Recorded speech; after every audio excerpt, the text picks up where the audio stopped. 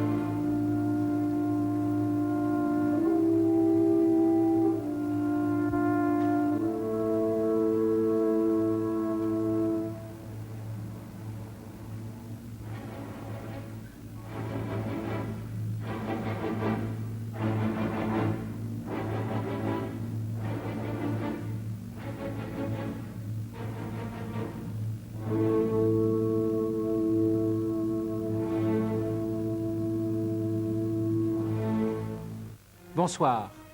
Juste un mot avant que cette soirée ne commence. Un mot pour une petite fille de 14 ans qui la regardera peut-être et qui en entendra parler sans doute. Nous allons voir beaucoup d'images de sa mère.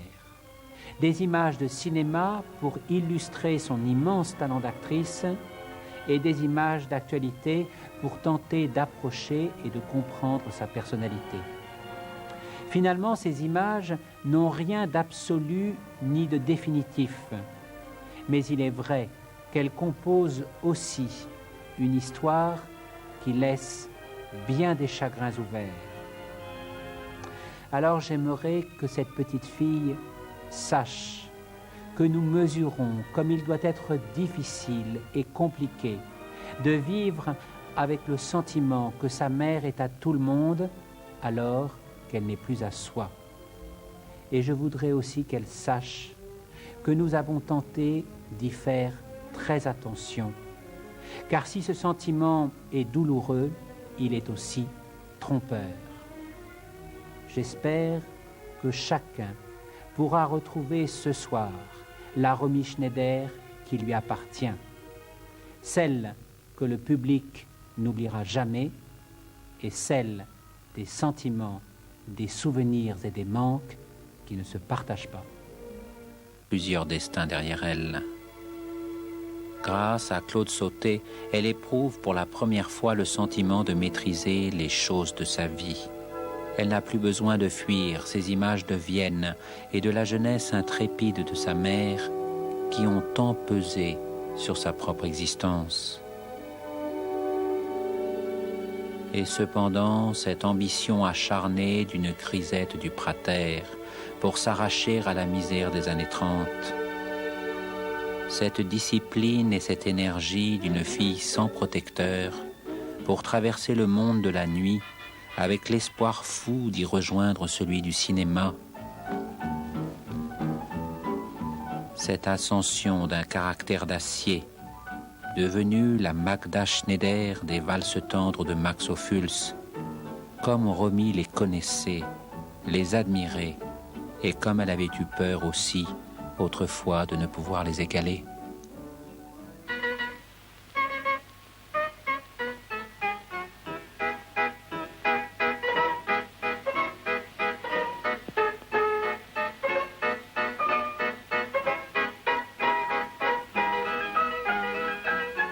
Liebelei, Liebelei, Ma petite maman si chérie, parviendrai-je à te valoir un jour? Tu étais l'orgueil et la consolation de la Vienne modeste et affectueuse des années insouciantes. Et puis les temps sont devenus bien plus durs. Il faut monter, monter maintenant, encore un peu plus haut, pour ne pas être rattrapé par le malheur. Jusqu'à l'opéra, par exemple, là où la grande actrice Rosa Albachreti possède une loge et où elle y reçoit l'ancienne cour impériale, en présence de Wolf et son fils bien-aimé, jeune premier idéal que l'on s'arrache pour le théâtre de Schnitzler, si beau et si charmant qu'aucune femme ne lui résiste. Entre la fille du plombier bavarois, devenue la star que réclamaient désormais les studios de Berlin, et le délicieux héritier de tous les arts de vivre du monde d'hier, il y eut toujours un abîme de différence, et c'est sans doute pour cela qu'ils s'aimèrent aussi tellement. Mais allons, le bel hiver de Vienne ne peut durer toujours. Il faut cesser de tourner sur nous-mêmes. Magda vient de faire construire un chalet pour le mariage de l'autre côté de la frontière, dans les Alpes allemandes. C'est près, tout près d'ici. On y aime aussi la jeunesse, le sport et la musique. Mais c'est étrange, comme il est sombre, le vertige qu'on en retire. Ich erkläre die 4. Olympischen Winterspiele 1936 in Garmisch-Partenkirchen für eröffnet. Magda et Wolf redoutaient Hitler, chacun à sa manière. Elle pensait l'amadouer en jouant à l'artiste qui ne fait pas de politique. Il pensait le fuir dans la douceur de la vie viennoise. Ils se trompaient bien sûr l'un et l'autre, tandis que le Führer longeait sans répit les barreaux de la cage du Reich, dans l'attente de l'instant où il pourrait se saisir de l'Autriche. Aber vom Mikrofon gestanden habe, so war das immer sehr schön, habe ich gearbeitet. Aber heute gar nicht mehr. Gar nicht mehr. Le spectacle de Liliane Harvey, la plus grande étoile après Marlène, quittant Berlin dans les larmes, aurait dû les éclairer. Mais Wolf croyait que les drames n'existent qu'au théâtre, et pour Magda, il y avait toujours un film après l'autre. Pourtant, Liliane Harvey n'était pas la seule à partir. Lily Palmer, une jeune et brillante débutante qu'ils admiraient beaucoup, préférait à son tour refuser tout contact avec les nazis et s'exiler en Angleterre. Tandis qu'à Paris, avec la douceur entêtée des cœurs purs, Dita Parlo choisissait la grande illusion de Jean Renoir et Jean Gabin contre la triomphante tricherie des studios de la UFA. Une jeune femme allemande si émouvante et si noble qu'elle se fait aimer de la France, qui aurait pu penser que ce fût malgré tout possible? Alors, et peut-être aussi pour plus tard.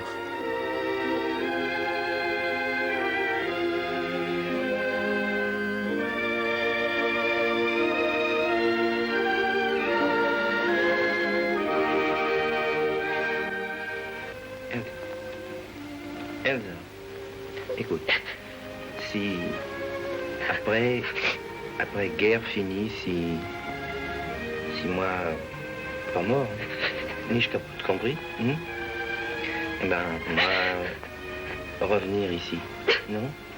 Hein? Et toi, après, venir avec moi en France, hein? Avec l'autre, non? Avec l'Anschluss, Magda et Wolf se retrouvèrent enfin face au sinistre metteur en scène de leur future carrière. Und zwar, dass die Kunst mehr mit Können als mit Wollen zu tun hat. Dass Wirtschaft und Technik der Kunst untertan sind. Und dass der Dienst am Volke die höchste Ehre und die höchste Pflicht unseres Lebens und unseres Arbeitens ist. Il leur confia des comédies. Tout cela n'était peut-être pas si grave. Darf ich vielleicht fragen? Wo ich heute Abend war? Im Theater. Also ich muss dir sagen, diese Martelli ist wirklich eine großartige Schauspielerin. Und darauf? Fiel mir ein, dass wir doch eigentlich in Ischl schon zusammen soupieren wollten. Aber da warst du leider... Ja, da war ich ein bisschen beschwipst, Käthe. Was war dort eigentlich noch los? Nichts, gar nichts. Also ich kann mich an nichts erinnern. So? Ist hier vielleicht etwas Besonderes vorgefallen? Nein. Ich bekam eine Scheidungsklage zugestellt. Die wird die Klägerin zurückziehen. Wollen wir darauf trinken, Werner? Ja, Käthe. Darauf wollen wir trinken.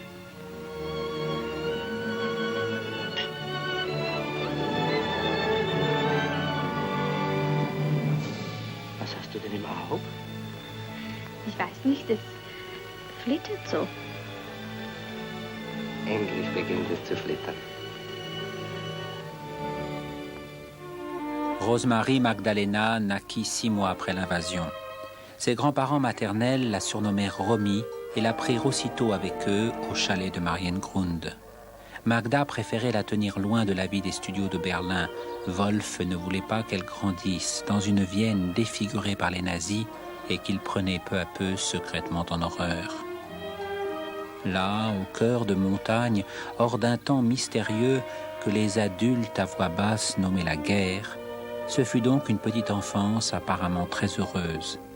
Même si maman est bien trop occupée pour téléphoner chaque semaine, et si papa n'est plus comme avant, quand il revient, lorsqu'il dit que les petits-enfants n'ont pas de chance, puisqu'ils seront bientôt tous comme ceux des villes dévastées, sans trouver de quoi manger et dormant la nuit dans des caves avec des inconnus.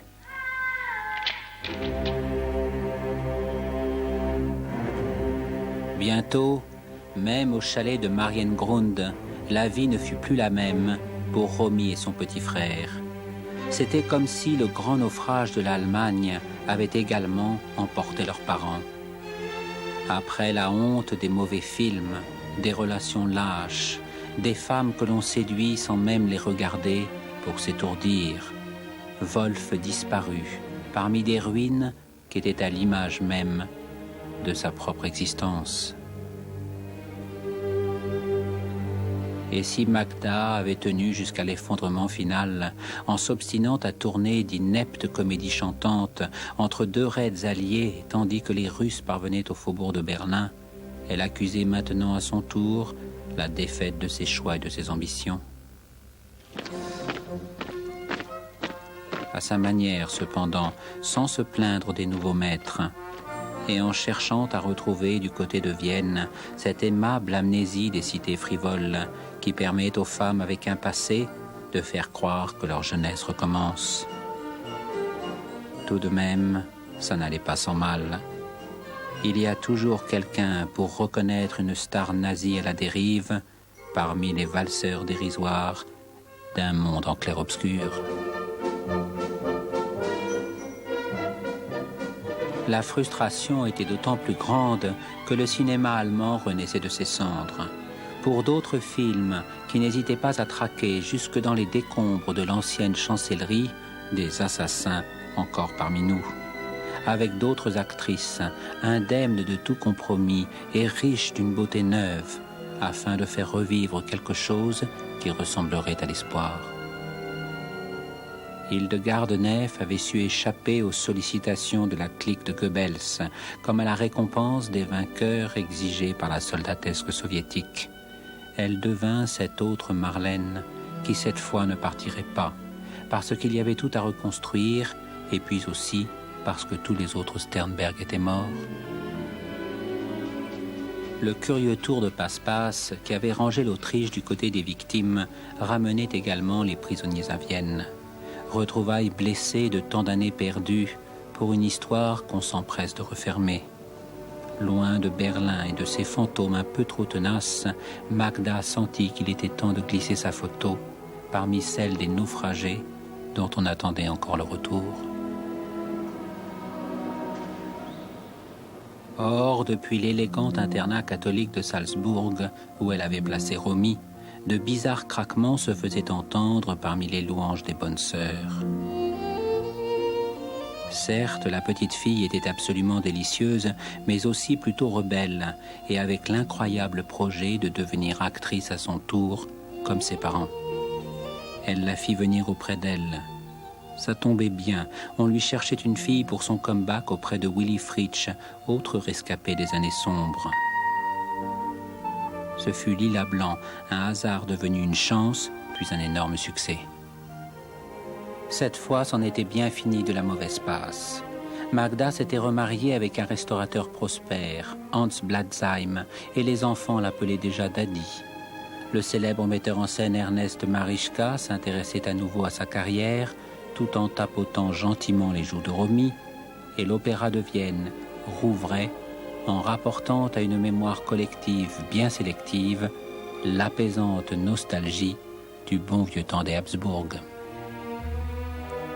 Les souvenirs du mariage de Zita, des fastes de Schönbrunn et de l'empereur François-Joseph, c'était cela le carnet de bal dont se saisirait la vieille coquette autrichienne pour une nouvelle valse de rêve, effaçant ses écarts avec des voyous en chemise brune.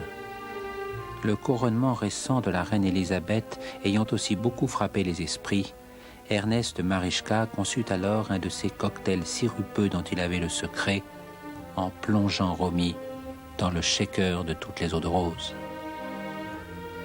Wir haben heute einen berühmten Wiener Kapellmeister hier, Herrn Johann Strauss. Er spielt wundervoll. Besonders diesen neuen Tanz, den man Walzer nennt. Haben Sie schon davon gehört? Ja, Majestät. Und können Sie Walzer tanzen? Gewiss, Majestät. Wirklich? Dann tanzen wir doch. Gerne.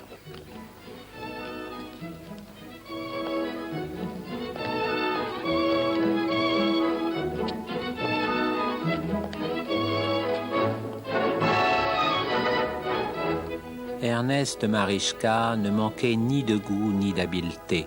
Le coup d'essai allait se révéler un coup de maître. En revanche, le scénario du grand retour de Magda était totalement dépassé. Elle n'était plus qu'un second rôle, éclipsé par l'omniprésence d'une rivale de 16 ans, Romy, sa propre fille. Arrêter la machine infernale du succès, quand Romy paraissait si heureuse, aurait été une erreur. Il était plus sage d'en saisir les commandes, avec cette main de fer dans un gant de dentelle qu'elle s'était forgée en des temps moins aimables.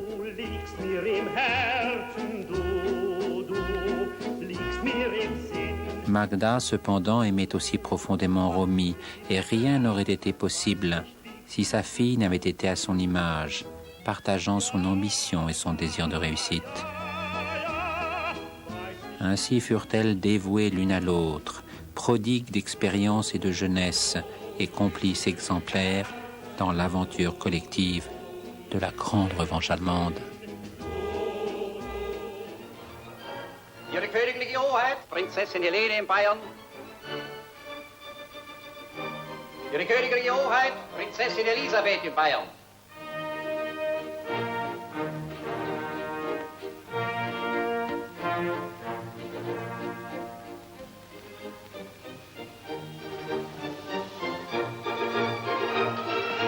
Willkommen, liebe Tante.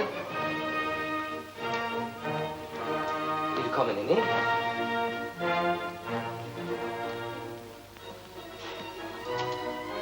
Willkommen, Elisabeth.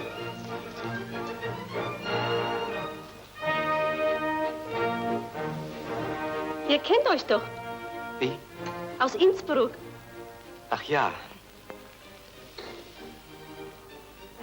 Sissi, l'OTAN en emporte le vent des tartes viennoises.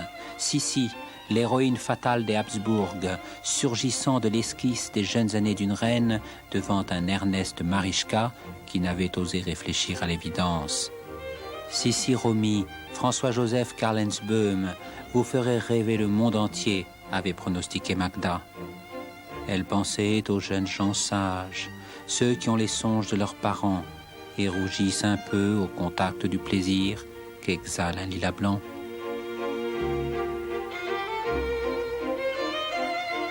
Sissi, névrose enfouie, sexe effacé, passions envolées, d'où vient que les voyous aimèrent aussi? Et si tout était là quand même, à peine masqué par le diabolique docteur Marischka, qui en filmant Romy, donne l'impression qu'il la respire. Bombalou, Bombalou, ich komm wieder nach Hause zu dir. Avec ses galas, ses bals et ses premières, le cinéma allemand des années 50 est le dinosaure énigmatique de l'histoire du 7e art. Plus les films sont méprisés par les autres cinéastes européens, et plus le public germanique paraît content de l'auto-célébrer dans un grand style de province dont Romy est la jeune fille en fleurs. C'est ainsi que sous les yeux effarés des rats de la Cinémathèque française, le public berlinois remplit tout entier le stade olympique pour un festival où il n'y a, paraît-il, rien à voir. À moins de regarder sur l'écran des chœurs la valse de Sissi, tournoyant pour chasser de sinistres fantômes. Or, à Budapest, quelques mois plus tard, la révolution hongroise et ses combattants en guenilles surgissaient comme un macabre flashback des années 40, tandis que des milliers de réfugiés se pressaient sur la route de Vienne, retrouvant dans le malheur la vieille artère unissant les deux cœurs de l'ancien aigle impérial. Il était temps de rappeler que Sissi avait été la reine bien-aimée des Hongrois. Mindent megfogok tenni, ami hatalmamban áll, Hodja Magyar, nemzetet boldoga tetjen. En somme, rien n'était vraiment gratuit dans l'apparente innocence du grand spectacle. L'Autriche y réglait ses comptes avec ceux qui l'avaient abandonné, en montrant comme ils avaient perdu au change. Et Romy réglait avec sa jeunesse de plus en plus captive la facture du mensonge qui voulait faire de Sissi une femme heureuse.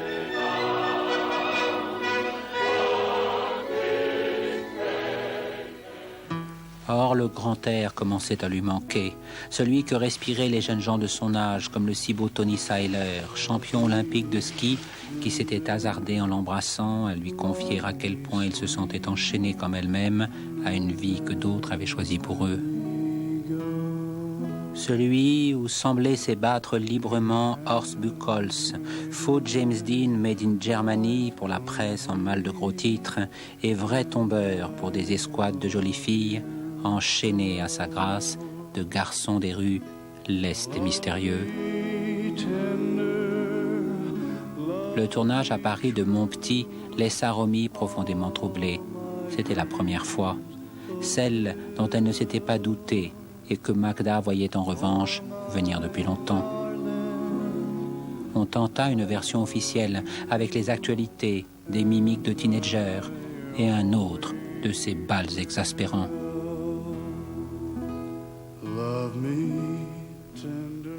Allait-on marier Romy comme la merveilleuse Maria Schell? Mais non, Horst se moque des bourgeois et de l'église. Sissi n'appartient qu'à des hommes anonymes qui l'observent au bras de leurs femmes dans des salles obscures. Et depuis qu'elle est si lasse, c'est Magda qui, plus que jamais, décide de tout. Ein herrliches Stück Erde, dieses Madeira. Ja, ich kenne nur noch gar nichts von Madeira. Den ganzen Tag liege ich hier und kenne nur den einen Blick da aufs Meer hinaus. Ja, das habe ich mir gedacht. Und deswegen bin ich hier. Ich werde dich jetzt ein bisschen aufrichten. Du darfst nicht immer grübeln und nur herumliegen. Du musst dich etwas ablenken, ein bisschen Bewegung machen, ja? Ja, ich bin immer so, weißt du, so furchtbar müde. Die Müdigkeit geht vorüber, mein Schatz. Du wirst sehen. Am ersten Tag, da gehen wir ganz wenig. Und am zweiten Tag schon etwas mehr. Und dann wirst du überhaupt nicht mehr an deine Krankheit denken. Das ist wichtig. Ja? Allez, souris, mais souris donc. Ce n'est pas parce que tu viens de refuser de tourner un 4e Sissi et que tu nous fais perdre plusieurs millions de marques qu'il faut décevoir ton public. Je sais bien que tu es triste. Je sais aussi que tu rêves à des villes où les garçons te suivraient dans la rue comme une étrangère, où des inconnus te filmeraient comme une débutante, où tout serait neuf, difficile et différent. Mais non, cette ville, ces inconnus ne sont pas pour toi, et tu n'as jamais entendu parler de Ginzberg.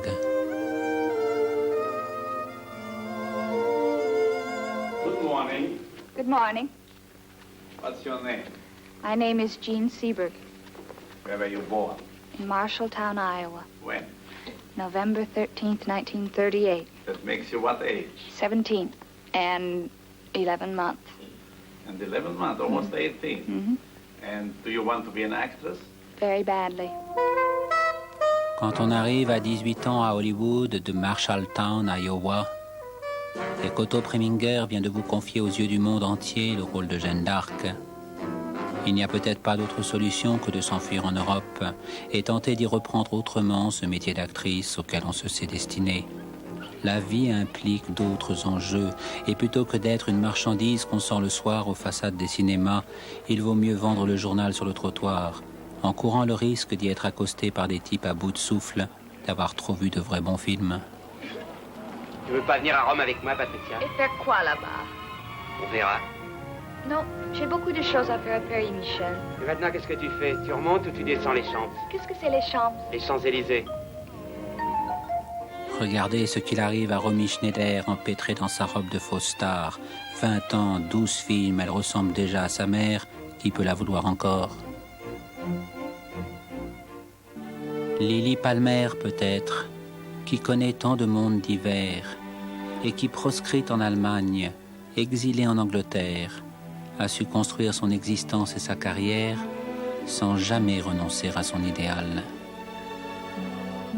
Lily Palmer, que tous ceux qui la font tourner admirent sans réticence, que tous ceux qui la connaissent aiment aussitôt et pour toujours, et qui préfère Rex Harrison, son beau mari coureur, à d'autres aventures, parce qu'elle sait que tous les hommes sont faibles et qu'avec celui-là, au moins, on ne s'ennuie jamais.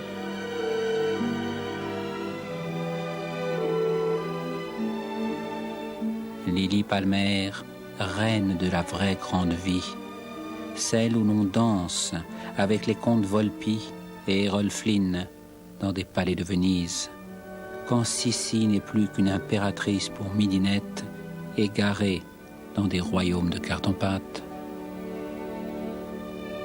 Oui, cette femme de 40 ans, dont Magda n'aime pas parler, sans que Romy comprenne si c'est parce qu'elle est jalouse de son retour réussi en Allemagne, ou bien de l'attachement libérateur que pourrait lui porter sa fille.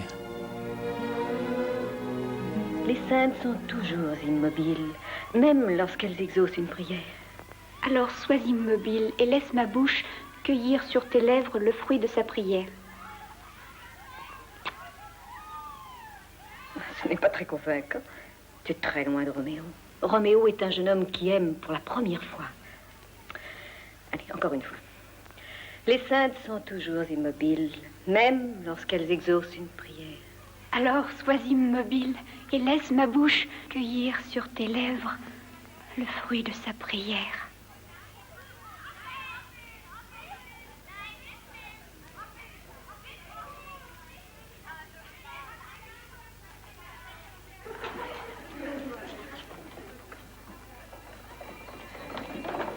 Quel étrange Roméo.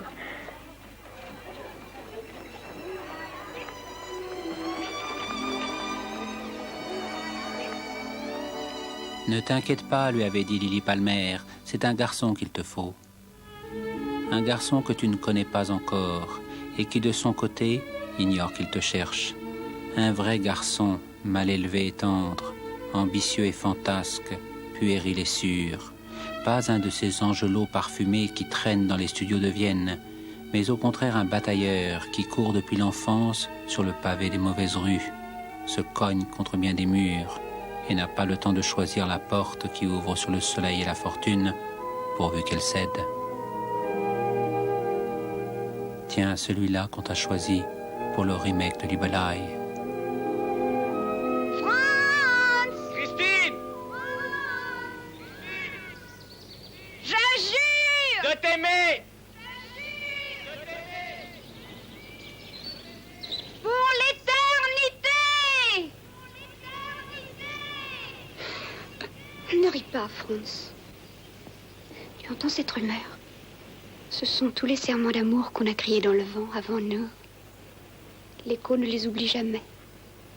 Seulement, il n'y a que les vrais amoureux qui les entendent.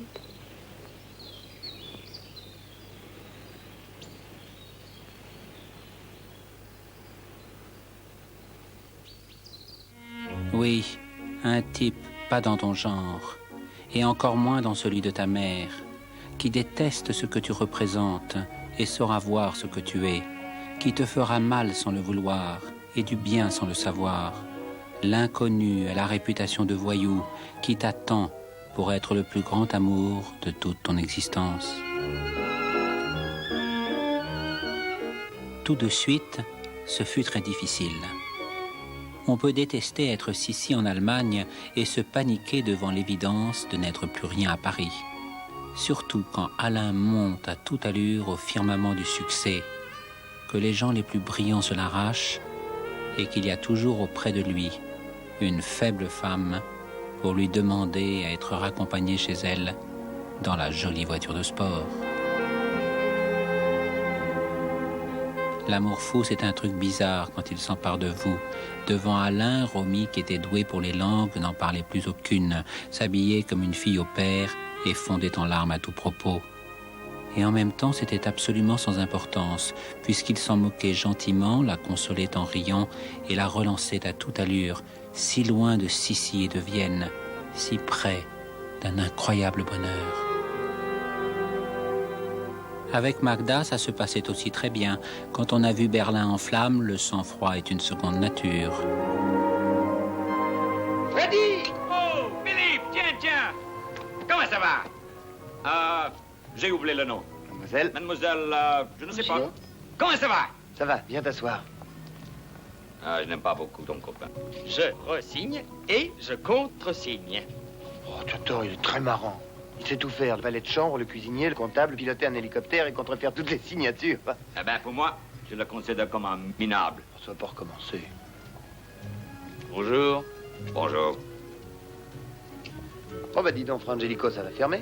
Bon, ben j'y vais. Alors viens. Allez, viens. Mais attends un moment, non? Enfin, autant éviter de raconter à Daddy Bladsheim qu'elle traîne avec lui maintenant Via Veneto comme la dernière des figurantes et qu'elle rencontre ces artistes bizarres qui s'obstinent à le faire tourner. J'ai connu Visconti, j'ai connu Clément, j'ai connu des gens que je n'avais jamais vus, j'ai entendu parler. C'était un rêve de les connaître, de travailler avec eux. Je savais très bien que personne ne s'intéresse à moi, pour de bonnes raisons. Et j'étais là à ne rien faire près d'Alain, c'était bien dur. Mais il y avait plus dur encore, quelque chose dont elle n'osait parler à personne, quelque chose de fort et de mystérieux, une rumeur à leur sujet, persistante et impalpable. Lucchino m'a écouté. C'était le premier qui m'écoutait où j'avais l'impression qu'il s'en fiche pas. Ce que je dis, il m'a compris et je lui disais, parce qu'il était avant tout pour moi un ami. Je lui expliquais ce que je voulais faire et comment je me sens en ce moment-là. Mais il m'a rien répondu, il m'a pas dit qu'il a une idée ou il avait déjà. Pourtant, elle avait été prête à affronter cet homme et à le détester. Or, c'est tout le contraire qui était survenu dès le premier instant, lorsqu'elle eut le sentiment qu'elle n'avait rien à redouter de lui et qu'il allait être le père qu'elle n'avait pas vraiment connu. Après, tout s'enchaîna très vite. Visconti, c'était une famille et un système où chacun allait au bout de ses forces pour donner le meilleur. Adoptée, elle se retrouva sur les planches d'un théâtre, à l'épreuve d'un public qui l'acclamait, mais aussi encore plus proche qu'elle ne l'avait jamais été d'Alain. Elle venait de parcourir une distance fantastique, celle qui séparait à l'intérieur d'elle-même une apprentie fiancée narcissique qui pense n'avoir rien à offrir à personne, d'une femme qui s'empare du monde à travers les hommes qu'elle aime. Visconti est mon professeur, le meilleur que je pouvais avoir. Et Il m'a tout appris, tout ce que je sais maintenant. Enfin, pas tout, mais tout ce que je sais faire. Je peux faire maintenant, c'est grâce à Visconti, ce qu'il m'a appris sur scène. Et puis le théâtre, en tout cas, est le plus difficile, le plus dur, mais la meilleure école. Comment s'y prend-il pour faire donner à quelqu'un le meilleur de lui-même? Bah, il vous tire tout ce que vous avez dans le ventre, comme on dit en français. Et il vous demande tout. Et il faut le faire. Et si tu le fais pas, alors bonsoir. L'initiation, cependant, n'était pas achevée. Après l'avoir emmenée chez Chanel, il la déshabilla devant ses caméras. Elle devint donc putain et fière de l'être pour lui, pour elle-même, et peut-être aussi pour Alain, qui avait de nouveau un peu trop tendance à regarder beaucoup autour de lui. Alain Delon, la première chose que nos téléspectateurs remarquent en même temps que moi, c'est que vous laissez pousser la barbe. Oui. C'est pour plaire à Romy Schneider qui est à côté de vous, ou c'est pour des besoins? Ça n'est pas pour plaire à Romy Schneider, ça n'est pas pour faire un genre non plus, c'est pour les besoins d'un film, pour les besoins de mon prochain film que je commence dans 8 jours, qui s'appelle Le Guépard, que je vais tourner en Sicile, qui sera dirigé par Luchino Visconti avec Burt Lancaster et Claudia Cardinal. Voilà. C'est une grande joie pour vous de retrouver Visconti. Hein? C'est toujours été une grande joie pour moi de le retrouver. Que pense Romy Schneider de la barbe de Alain Delon? Oh, je le préfère sans, mais c'est assez joli. Nous sommes certains qu'il ne la gardera pas après le film. Non, de toute façon, c'est pour 8 jours, elle partira dans 15. Ah bon? Pour les premières scènes du film. Romy Schneider, vous avez une résidence sur la Côte d'Azur, à Monte-Carlo. À Monte-Carlo. Il est installé, cet appartement? Oui, on était déjà là. Oui. Tout est prêt, tout est fini. À quelle époque préférez-vous la Côte d'Azur? Écoutez-moi, franchement, à toutes les époques. Mais je crois que j'ai un faible pour l'hiver. En dehors du festival? En dehors du festival. Peut-être ça ne fait pas plaisir à tout le monde, enfin aux gens qui ont des affaires à Monte-Carlo. Moi, je trouve qu'à Monte-Carlo en hiver, c'est merveilleux, c'est calme, il n'y a personne, on est tranquille, relax. Enfin. Qu'est-ce qui vous avez choisir plutôt Monte-Carlo que Saint-Tropez ou Saint-Paul-de-Vence? Sûrement à cause de sa tranquillité, sûrement parce que les gens ne s'occupent pas des autres. Chacun fait ce qu'il a à faire sans penser à ce que font les autres. Ce n'est pas le casino qui vous attire, Alain Delon? Absolument pas, non. Ça, de toute façon. Si non plus? Non. Non. Merci d'avoir répondu si gentiment à ces questions indiscrètes. Au revoir, Sissi. Au revoir, Alain Delon. Merci. Ah, si. Si les journalistes continuaient à l'appeler Sissi, ils remarquaient en revanche que sa passion paraissait devenue plus inquiète et solitaire. Prudent, il se disait que c'était peut-être l'effet d'une métamorphose qu'il n'arrivait plus à suivre. N'était-elle pas devenue l'infirmière d'Orson Welles? Lenny's a good girl. Very good girl indeed. Lenny takes excellent care of me. Don't you, darling? Miss, be kind enough to leave us alone for a while. I must speak to the advocate on personal business. You can sit down. He's ill. You can't talk business to him now. What, you dead little miss? Huh? You could discuss anything in front of Lenny. She's very, very...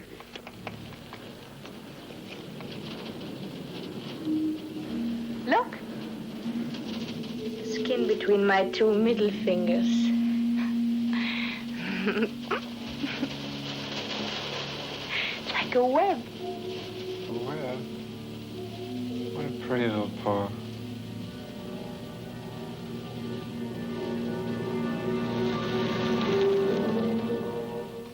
Les films de son adolescence l'avaient conduite auprès d'Alain. Ceux de maintenant l'entraînaient de plus en plus souvent loin de lui.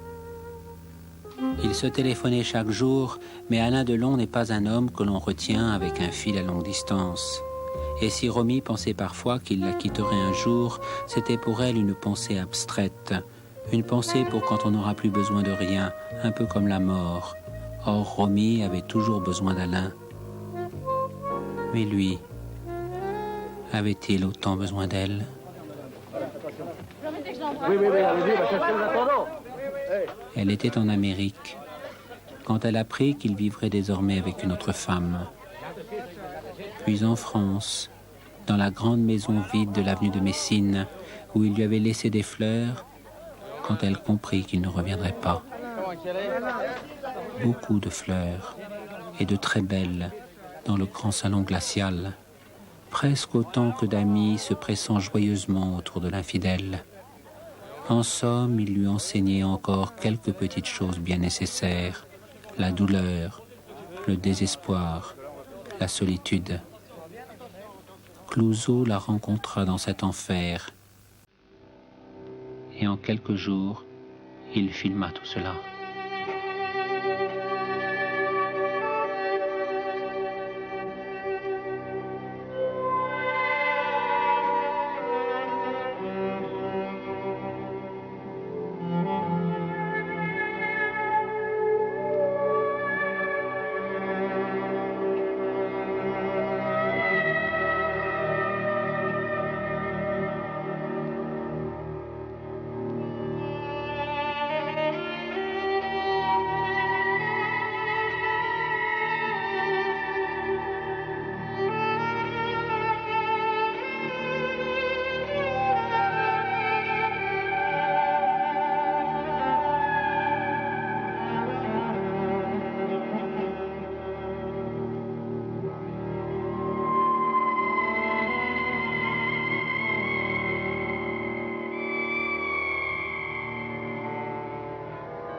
Elle revint à Vienne. À défaut de port d'attache, c'était la case départ, où reposait l'essentiel de ses souvenirs d'adolescence. Les tendres qui l'aideraient peut-être à se consoler et les amers avec lesquels il était temps de faire la paix. Et puis la presse ne lui avait pas pardonné son exil. Comme tout ce qui était injuste, cette hostilité la stimulait. Otto Preminger lui avait confié un rôle difficile dans le Cardinal, celui d'une jeune femme amoureuse d'un prince de l'Église et dont les yeux s'ouvrent sur le pourrissement du nazisme et son cortège d'agressions, de crimes et de suicides. Comme tous les jeunes gens de sa génération, soumise à la volonté d'amnésie collective des adultes, Romine avec une idée très vague de l'histoire récente et de son infamie. En revanche, la mémoire d'Otto Preminger était implacablement précise. Il n'était pas question pour lui de filmer les petites sœurs de Sissi dans les allées ensoleillées du Prater. Non, ce qu'il voulait, c'était la nuit de Vienne, cette nuit dont il détestait les hurlements macabres, la fausse faim maquillée en trouble aurore et où des hordes de cauchemars le poursuivaient encore. C'étaient d'autres souvenirs, en somme, ceux de Magda, de Wolf ou de Daddy Blightsheim. Avec la volonté de tout savoir, Romy se saisit enfin de sa part d'héritage. Décidément, elle avait eu bien raison de tant aimer Lily Palmer. Un vieil acteur viennois au charme délicieux lui disait aussi qu'il ne fallait pas condamner sans appel ceux qui avaient voulu survivre. Oui, comment juger son père quand la vie le lui rendait enfin?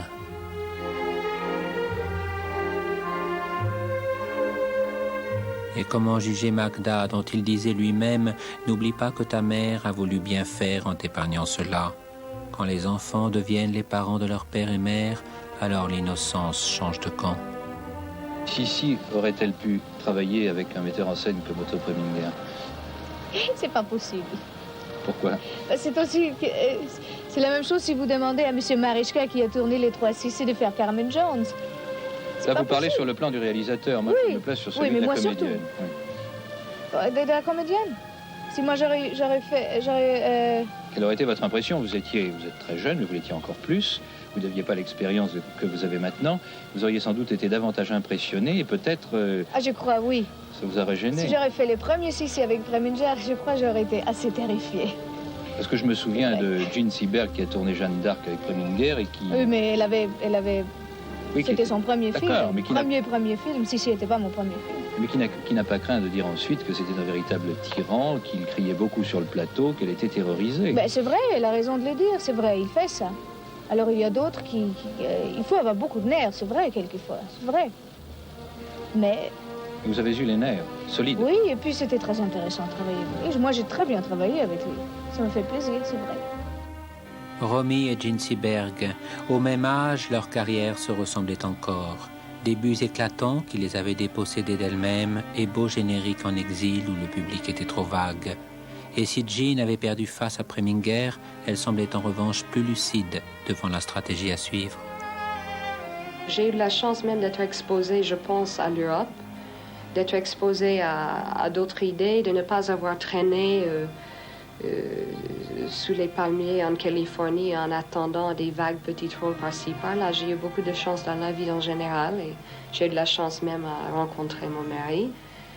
Et tout cela a fait que pour moi, ce n'est pas tout. Je crois que c'est la tragédie du cinéma. Souvent, c'est pourquoi ça termine si mal. Ça devient tout et on est mangé par ça, finalement. Vous ne voulez pas vous laisser dévorer? Non. Et puis elle avait fait un choix sentimental que Romy lui enviait, en épousant un intellectuel brillant, nettement plus âgé qu'elle, en apparence détaché de tout lien avec le cinéma, l'écrivain Romain Gary, dont elle avait un fils.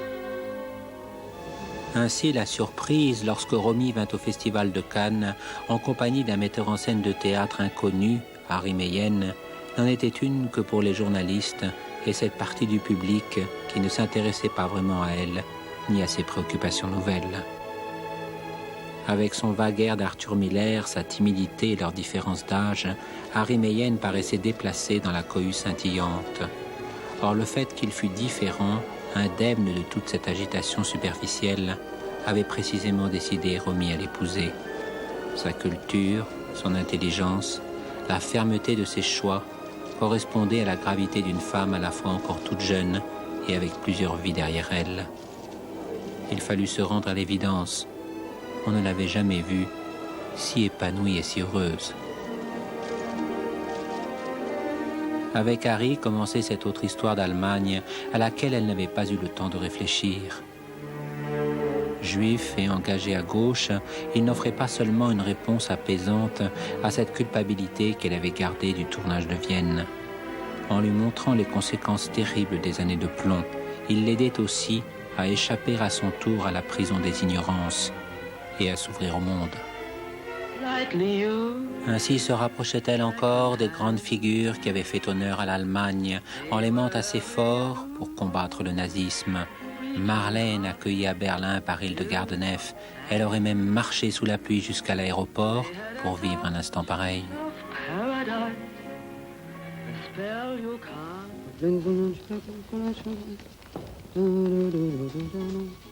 Mais il vaut mieux faire sa vie avec de la gratitude plutôt qu'avec des regrets. Et justement, l'amitié d'Hildegard-Neff était encore à mettre au crédit d'Harry Meyen. Oui, si le cinéma d'Allemagne restait médiocre, sa plus grande étoile, écrivain, chanteuse autant qu'actrice, lui donnait encore d'autres repères pour le temps où il faudrait commencer à vieillir. Inévitablement, elle avait ralenti le rythme de sa carrière et choisissait ses rôles avec une attention extrême. Elle ne venait plus que brièvement en France et les producteurs ne se désolaient même plus qu'une jeune actrice aussi belle parût se désintéresser du cinéma. Ils l'oubliaient tout simplement. La naissance de David fut un instant de joie fulgurante. Dans leur appartement de Grunewald, monsieur et madame Meyen et leur bébé ne pensent plus qu'à leur bonheur.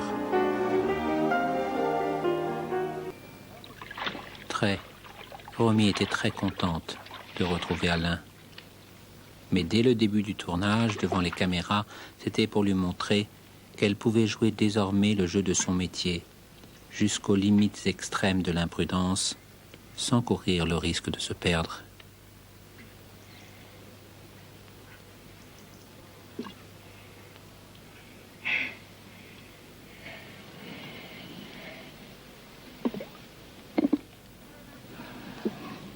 Pendant ce temps, l'œil rivé sur leur téléobjectif, les paparazzis s'étranglaient d'impatience en transpirant abondamment. Pour une fois, franchement, on peut comprendre leur déception.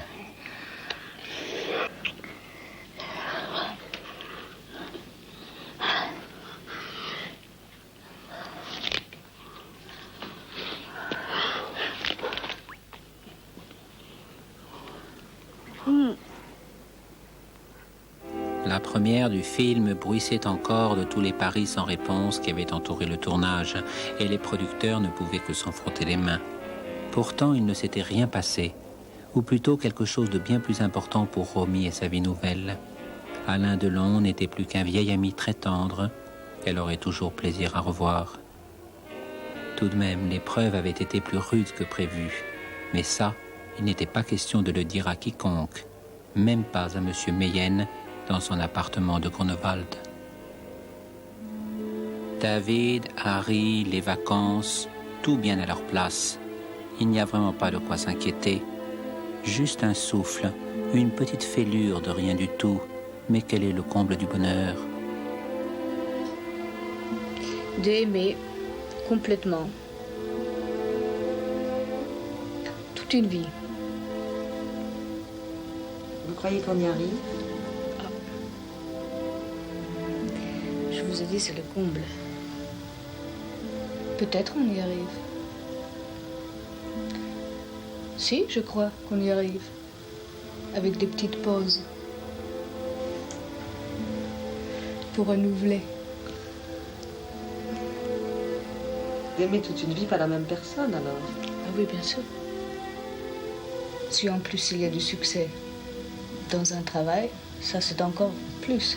Ça permet les pauses. Ça permet les pauses, par exemple. Or, un homme l'observait depuis le tournage de la piscine.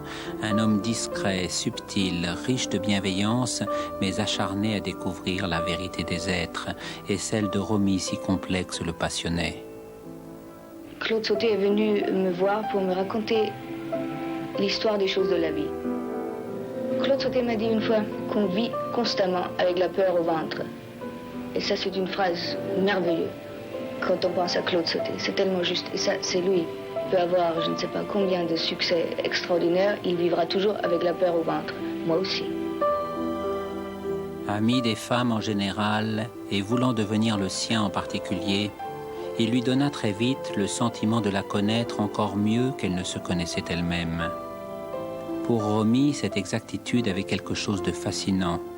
Et le fait qu'il la formulât toujours, comme timidement, sans juger, avec une nuance de compassion tendre, était une expérience qui la bouleversait de plus en plus. Et puis, elle n'avait pas l'habitude de la fraternité entre un homme et une femme.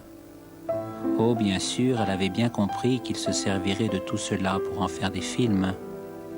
Mais au fond, avec un homme pareil, ce n'était pas une trahison, juste l'essentiel d'un travail dont elle retrouvait grâce à lui le sens et l'intérêt. Au premier flash, il l'avait vue belle, libre, pleine d'humour, de franchise et de gaieté. Maintenant, il s'intéressait aussi à cette manière qu'elle avait de susciter le désir chez les hommes, sans jamais être cynique ou vulgaire. En bourgeoise adultère ou en putain dans son ciré noir, il la voyait ainsi excitante, forte de sa féminité pour affronter les hommes à armes égales, peut-être pour les vaincre, mais si honnête qu'elle n'en profiterait jamais pour leur vider les poches de tous ces petits secrets auxquels ils tiennent comme des enfants.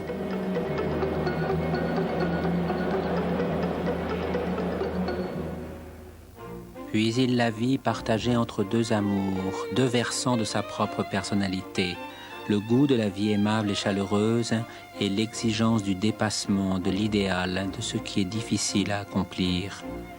Il sentit des souvenirs amers, le remords de l'égoïsme, des traces d'insolence et de caprice traînant en douce avec des accès de mélancolie. Et s'il n'avait été si fier et si heureux d'avoir su apprivoiser sa confiance, il aurait prévenu autour de lui, ne cherchez pas à pénétrer par effraction dans sa vie.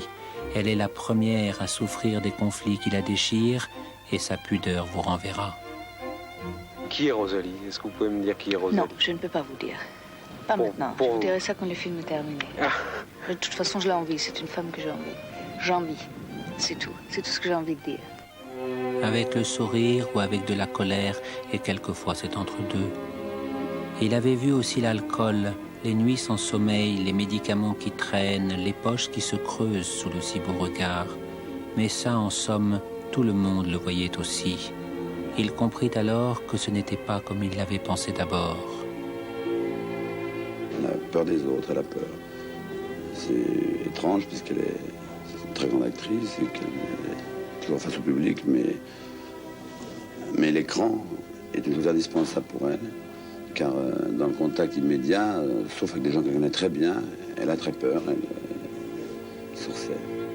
Cette soif de lecture, de travail, cette volonté de toujours bien faire, ça ne venait pas seulement du fait qu'elle avait tant de mal à vivre en harmonie avec elle-même, Non, ça remontait de bien plus loin, d'un temps et d'une vie dont ils n'étaient même pas sûrs qu'ils eussent été les siens. Et c'était une sorte de culpabilité fondamentale, tapie dans le mécanisme obscur de tous ses actes, les plus aimables comme les plus mystérieux. Il l'a senti perdu et commis l'erreur de penser qu'il se trompait. Qu'est-ce que c'est ce métier? Qu'est-ce que nous sommes parfois, les acteurs?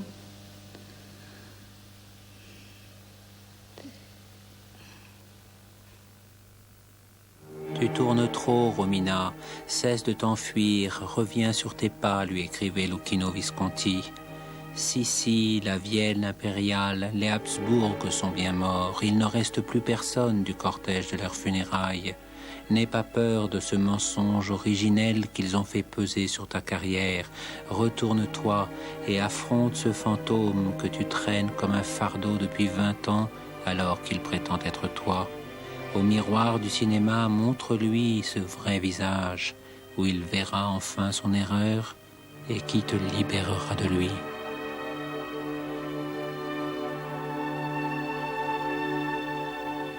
Oui, je te demande d'être Sissi encore une fois. Pas la petite oie blanche qui repasse à chaque Noël à la télévision, mais celle à qui tu ressembles vraiment, l'impératrice de la solitude qui voyage sans s'arrêter et rit comme une fille dans des palais déserts.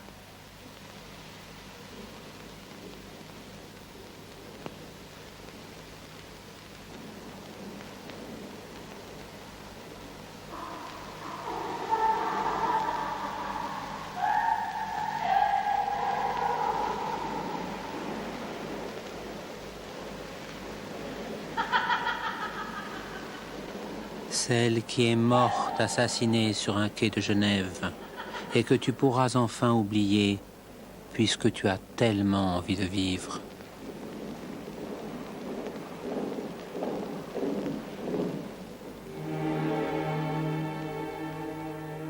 Et c'était vrai. En revenant avec Visconti sur les pas de Sissi, Romy eut enfin le sentiment d'effacer celle qui avait failli lui voler son âme. Mais rien n'est plus triste que la fin d'un tournage, surtout quand c'est Luchino qui s'en va pour ne plus revenir et vous laisse plus seul que jamais face à vos doutes. Sens-le! Sens-le! Bien, bien, mais c'est de la vie que tu l'aimes. Allez, vas-y! Encore! Encore! Bien! Encore, allez! Allez, dis-lui que tu l'aimes. Je t'aime. Encore! Encore, vas-y!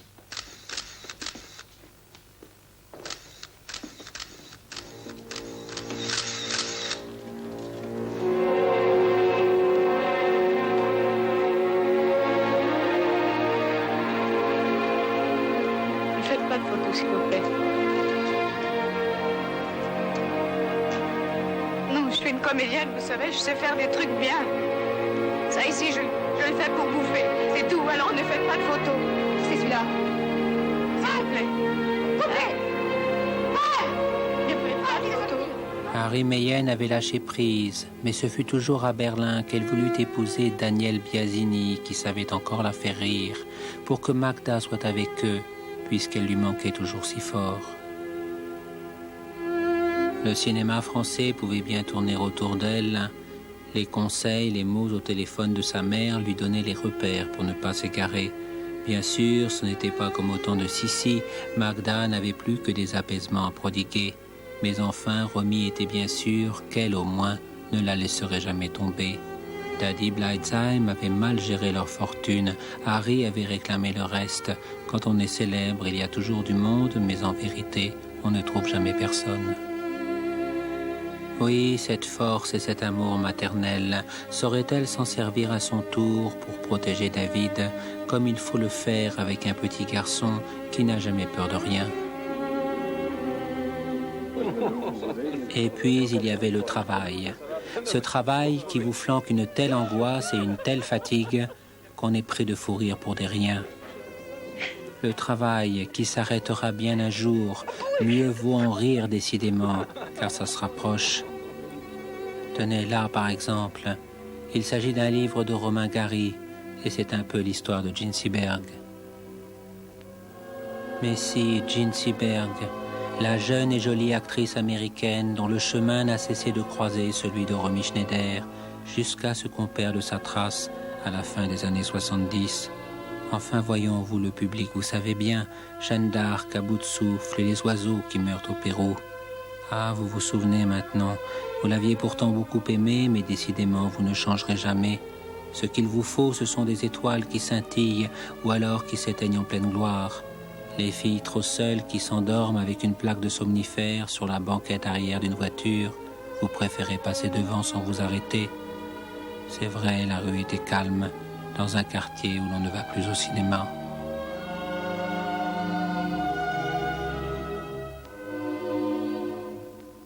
Ainsi, au fur et à mesure que Romy avançait dans cet approfondissement du rôle, qui la saisissait à chaque fois comme un vertige, elle eut l'impression que Jean et elle venaient enfin à la rencontre l'une de l'autre, sans que Romain Gary ou Harry Meyen puissent s'y opposer.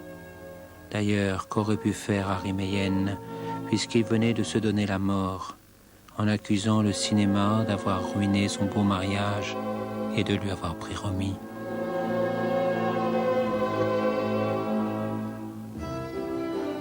De toute manière, à ce stade, il n'était plus possible d'arrêter, et elle se trouvait autant de raisons qu'il y avait de questions. Des mauvaises, comme la peur de manquer d'argent, puisqu'elle dépensait sans compter à vivre dans des hôtels.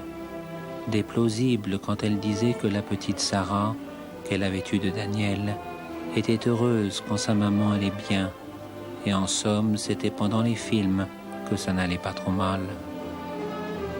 Des vrais, si c'était Francis Giraud qui assurait la mise en scène, même avec des valses de Vienne. De bonnes, enfin, quand elle promettait à David qu'il n'y aurait pas d'autres films avant longtemps et qu'ils partiraient tous ensemble pour des vacances à la mer. De celle-là, elle s'en était persuadée. David était un petit homme maintenant, son petit homme, attentif et protecteur. Les enfants grandissent vite et quand ils sont adultes, il est déjà trop tard. On venait de l'opérer d'urgence quand des gens d'un autre hôpital l'ont appelé au téléphone. Le message n'était pas clair. Il était question d'accidents, de blessures graves et puis aussi de David. Et là-bas, il y avait déjà des gens avec des appareils photo qui n'osaient pas dire Romy, Romy comme d'habitude. Enfin, couchée par terre dans la voiture ou avec des lunettes noires, elle ne voyait plus rien.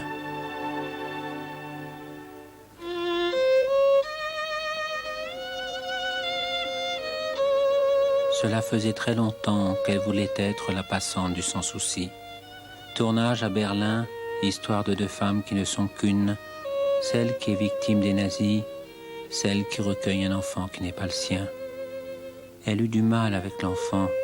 C'était un gentil petit garçon qui jouait vraiment très bien, et puis du mal avec la dédicace. Elle avait fait inscrire à David et à son père sur le générique, et ça faisait un peu peur. Cette idée qu'après avoir appartenu à tout le monde, elle dise enfin ce qui n'appartenait qu'à elle.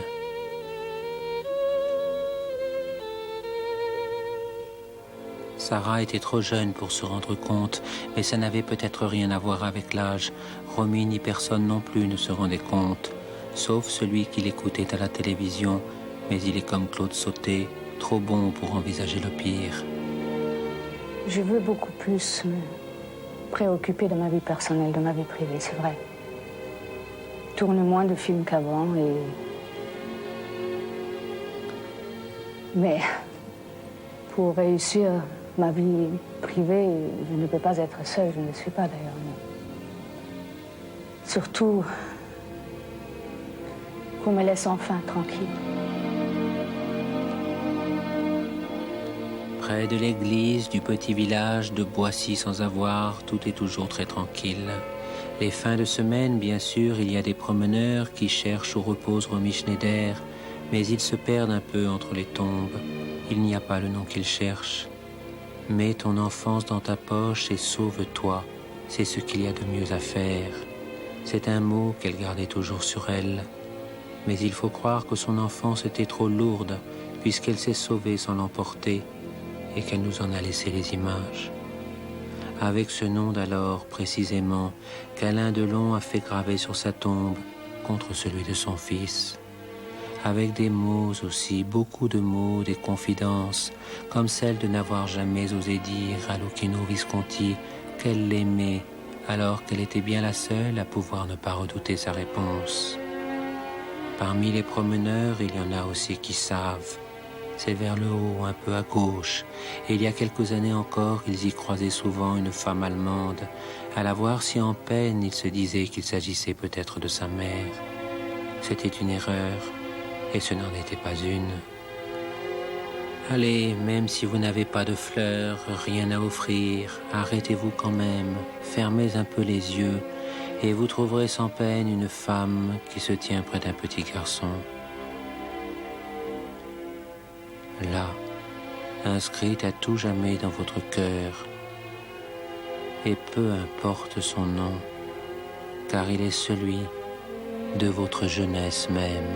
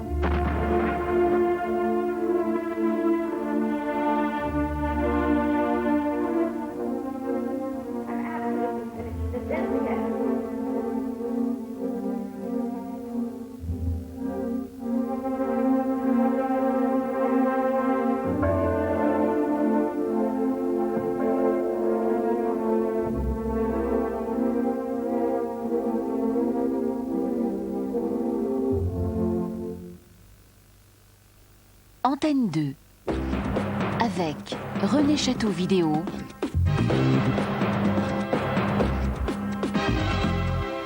ont présenté la soirée Romy Schneider. Le film que vous allez voir, Fantôme d'amour, est un film très rare. Son thème est étrange.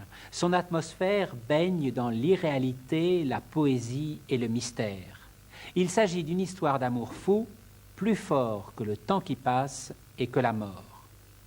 Dino Risi, son réalisateur, est considéré comme le maître incontesté de cette comédie à l'italienne cynique et désopilante que le grand cinéphile Simon Mizrahi a fait connaître au public français. Rappelez-vous, Le Fanfaron, Les monstres, Parfum de femme. Mais Dino Risi est aussi un Italien du Nord, attaché à la nostalgie des longs hivers de brume. Son film est donc empreint de mélancolie autant que d'humour tendre. Marcello Mastroianni et Romy Schneider se sont doublés eux-mêmes pour la version française. Leur présence familière ajoute un peu plus à l'envoûtement. Il s'agit aussi de l'avant-dernier film de Romy Schneider, tourné durant l'hiver de 1981, juste avant que la maladie et la tragédie n'emportent ses dernières forces. On ne peut pas s'empêcher d'y penser lorsque revient vers nous le fantôme d'amour.